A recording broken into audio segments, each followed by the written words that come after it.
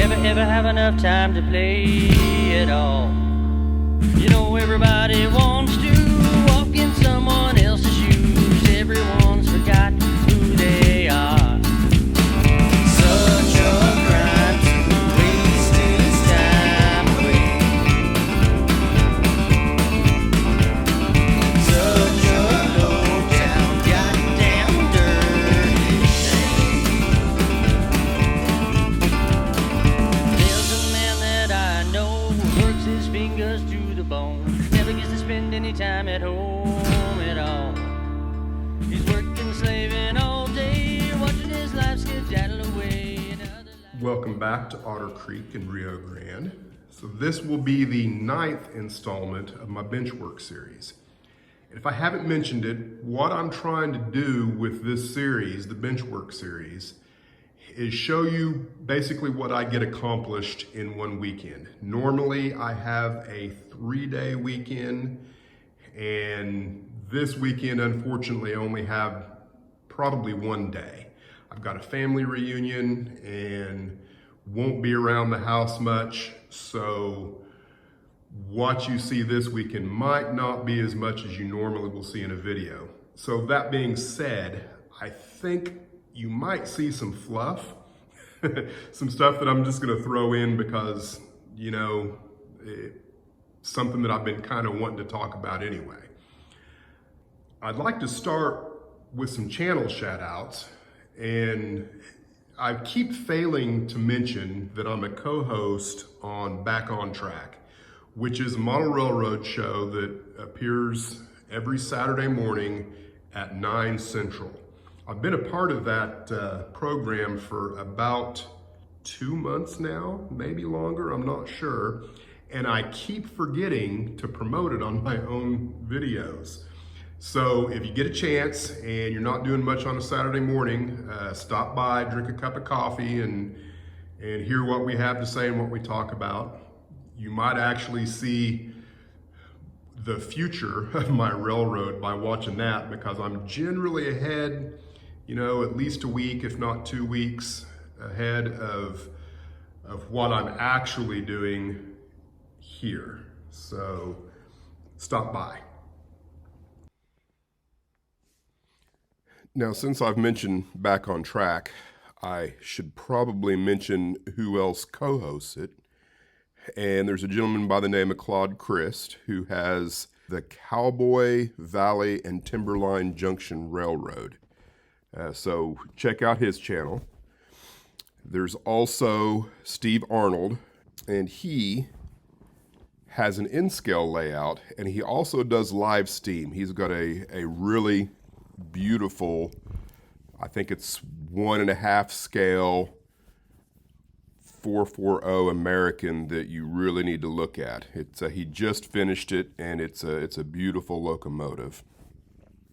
There's also Boxcar Jerry, and Jerry does a lot of rail fanning and just kind of general entertainment type videos on YouTube.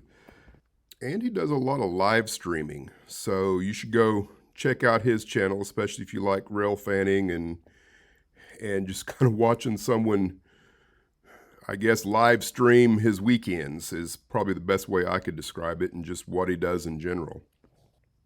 And last but not least is Bill, and I'm not sure what Bill's last name is. I've got it written down somewhere, but I'm not sure if he wants me to give out his last name anyway. So, and I'll talk a little bit more about his channel in a second. Now, the next channel I'd like to mention is Dave over there at Crooked River and Eastern. He does really good work. If you're not familiar with his channel, you should certainly stop in and give his channel a look. Another channel that I highly recommend is John Arthur. He does outstanding grass work and scenery work, and that's kind of where he's at right now, is doing some of that kind of thing. And he's also working on some trees. Another channel is Model Railroad Adventures with Bill. He's also a co-host on Back on Track. And he does really great scenery work as well.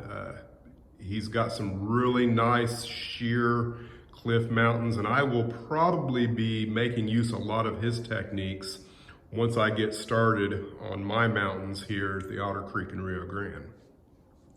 Now, speaking of scenery and things like that, both Bill and John have here recently been working on trees. And they've got great trees, and I believe both of them have mentioned boomer dioramas. And I can't imagine if you're a model railroader and you watch anything on YouTube, if you haven't found boomer dioramas, you're behind the game, and you need to go over there and check out his channel. And one of the reasons why I'm bringing this up is Boomer is a non-advocate of making use of spray adhesives for trees. And I thought I'd take a moment to show in great detail what he talks about when he says, here's why you don't use them. So here are some trees that I made several months ago. And you can see all of this debris that has come off of them. I use this styrofoam as a holding platform to come off and on as I did things. If you actually go back far enough, you can kind of see how I did all of that. So I thought I would demonstrate this. These were used with, I think, 3M spray adhesive or possibly Gorilla. I can't remember exactly what I used. I used a couple different brands, and I also used a lot of hairspray. But here, I'll try and demonstrate why Boomer tells you that you shouldn't do this and use just full strength matte medium or something along those lines.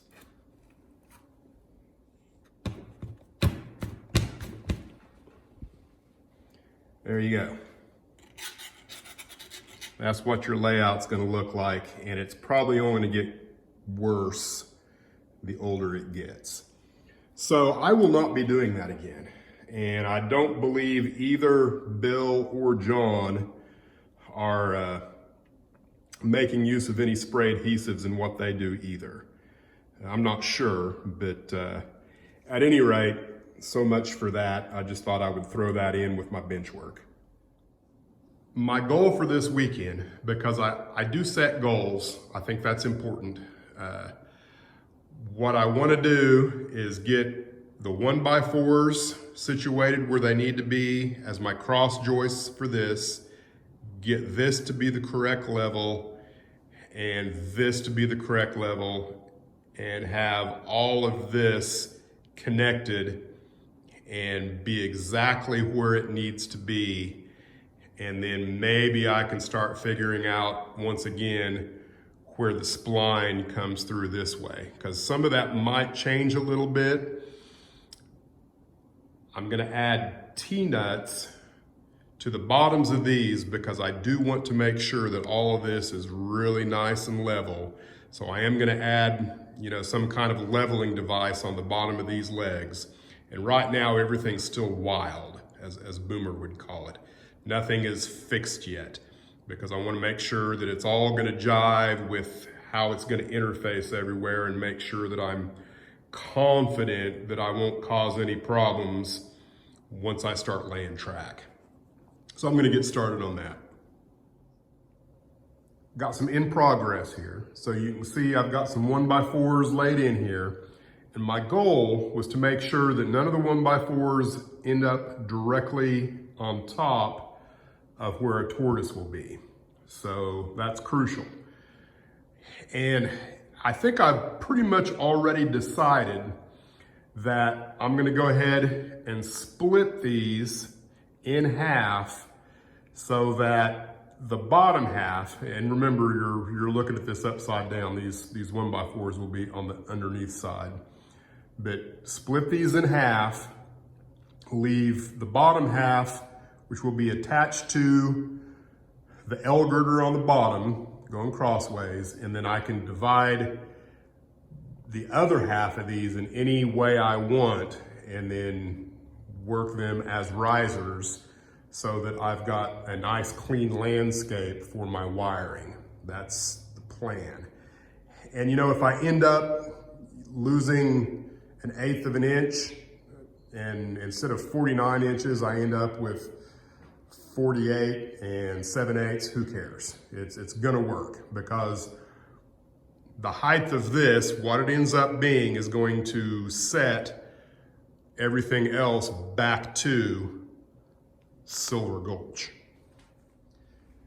Now, another point of consideration that I haven't really talked about yet, at least not in detail, is the river.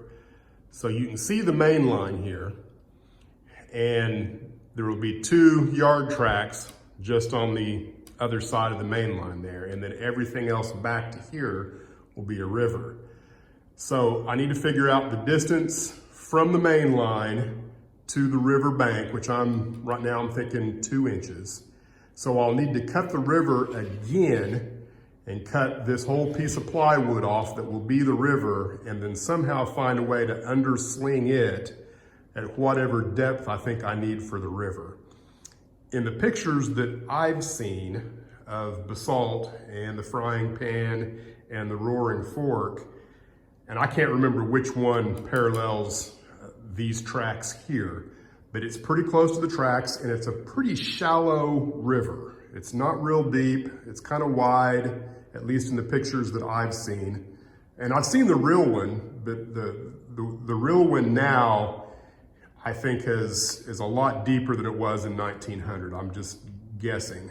So that's kind of what the next thing I've got to figure is these joists need to be cut somewhere to where they're not going to interface with the river, and I've got no support here, but that's going to be pretty easy to figure out.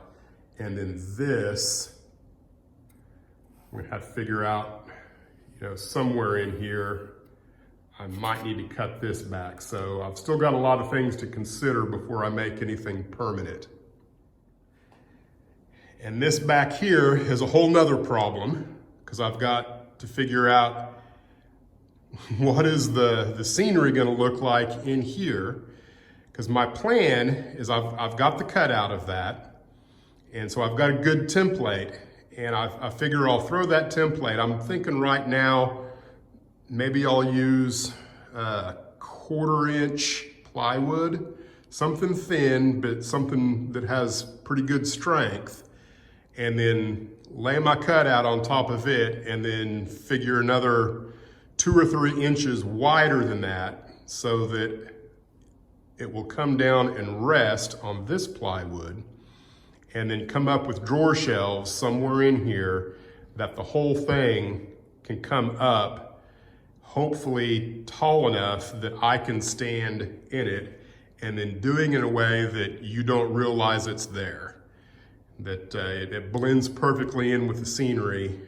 That's going to be a trick. I think it can be done, but right now I'm not really seeing it in my mind, at least not perfectly. I can see it, but it's still kind of obscure, if you will.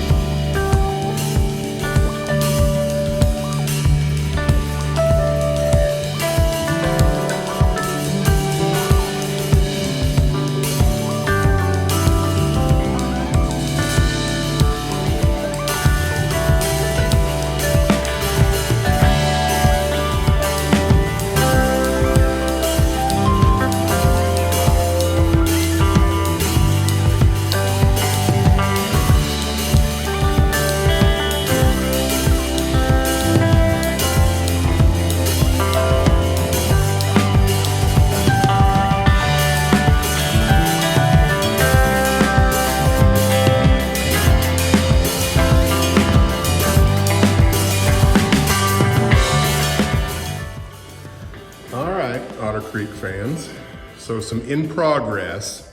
I'm kind of at a point now where I'm trying to figure out which are the chickens and which are the eggs. What should I do next and why?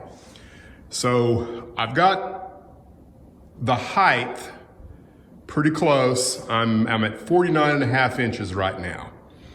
And so I can afford to cut off, you know, about an inch off of these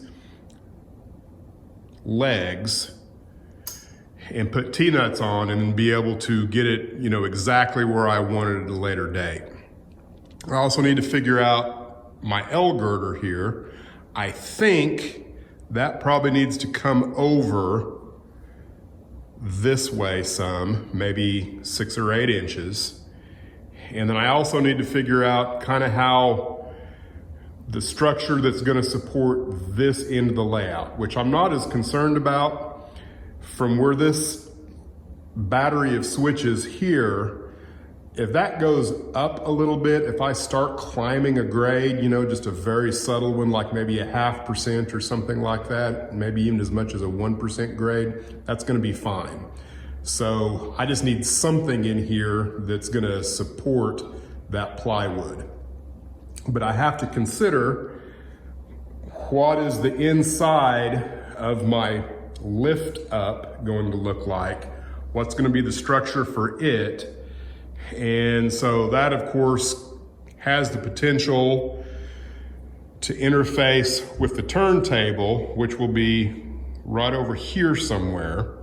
So all these things I'm going to have to kind of consider and tread lightly as I go forward, so I'm not taking 3 steps back. But I think I'm ready to cut the legs and get the height settled, because that's probably the first chicken or egg that I need to nail down. Another quick thing that I'll mention is my river. Right now I just got it kind of balanced there on that L girder, but I'm thinking this will be probably an inch lower than the plywood there. So that's another consideration, is what is going to be the support structure for the river and how is it going to work going this way. And one of the things I learned when I built my staging yard is that 3/4 inch plywood is heavy. And it was kind of a limiting factor of what I did there. You know, I wasn't able to put that in there by myself. So all of this I chose to make out of 1/2 inch plywood, which is working out much better. The only trick is making sure that it doesn't warp and twist and create problems, you know, down the road because of humidity and stuff like that. But so far, I'm pleased with the way it's working.